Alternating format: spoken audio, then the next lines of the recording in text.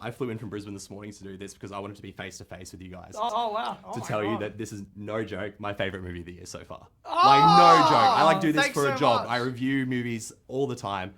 This is unreal. And I want to talk to you about just the journey because that YouTube video you put up, obviously, you know, at Sundance. Now everything's happening. You sold to A24.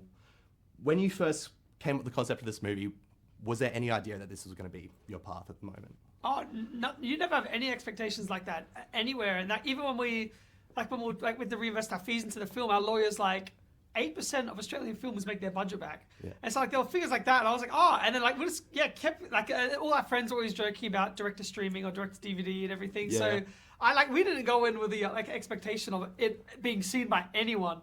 It was just trying to do the best thing that we could possibly do with no expectation. So yeah, we were blown out of the water by what happened. It was crazy. Because we were gonna do it with a American company like Hollywood, and it was gonna have a guaranteed theatrical release. But the notes they were giving, it was gonna change it from it was gonna take away our vision a bit. And you always hear those horror stories from Hollywood of the directors getting screwed over or whatever. We didn't want to become one of them, you know. So it was hard to walk away from that and be like, okay, now we're gonna do it on a much smaller budget independently.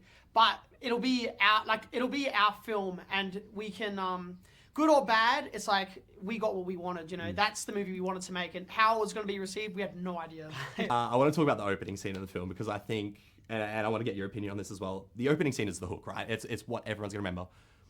And this one is fucking awesome, just to put it out there. So when you are creating the concept of the film, what were the ideas that you had so that we got the one-shot take? The climax, not spoiling anything, is pretty shocking. So what was that process like in wanting to create a hook for this story? Talk to me. Yeah, the actual cold open didn't come until way later in the process. Probably like 5 drafts in or something. Because initially I just wanted to be about the characters and be about Mia. So we just opened up with Mia, and there was never a cold open. Right. And then I don't know, there was just a thought when I was just picturing everyone coming into theater and sitting down. I was like, how can I pull everyone into this world and give them a big moment and start the film with a bang? So it came way late, but it was like that fear of being too much of a slow burn to begin with. So I was just trying to think of something that could start with a bang. Yeah. And that was the very last thing we shot. Yeah. The last shot of the last, it was the last thing ever that we shot. And it was so many people there. And we just wanted the camera to be revealing stuff around every corner.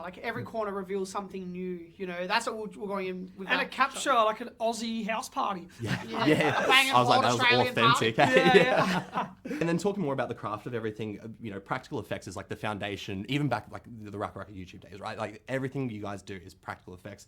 And it's noticeable in this film as well, from the prosthetics, the makeup, the gore and everything.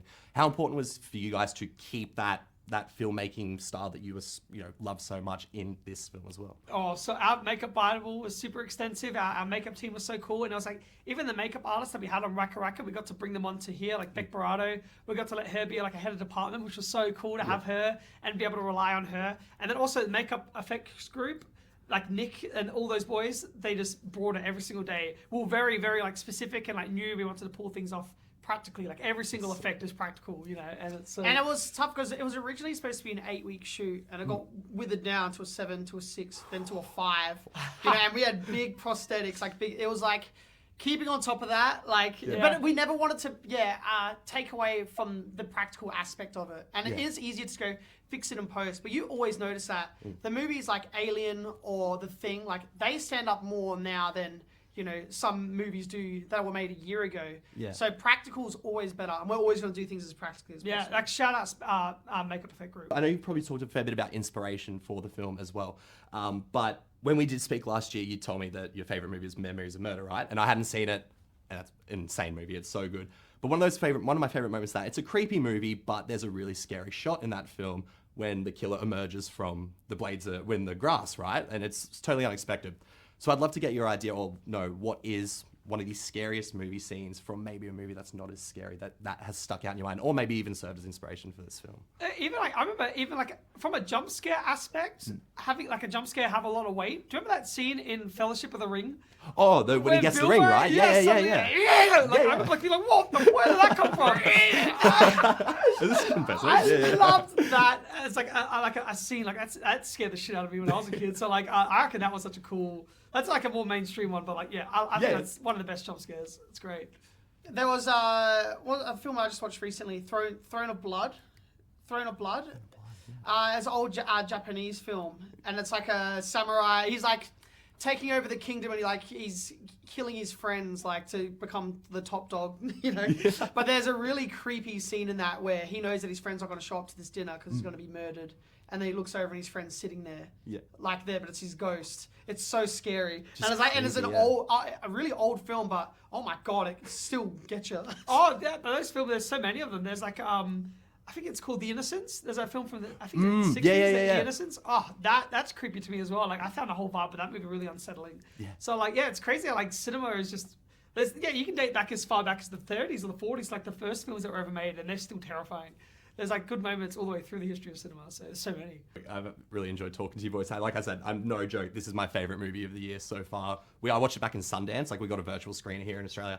And I can't wait to watch it in a cinema with people as well, because it's fucking awesome, boys. So I really appreciate you guys taking the time today, Cheers, man. having a chat with us.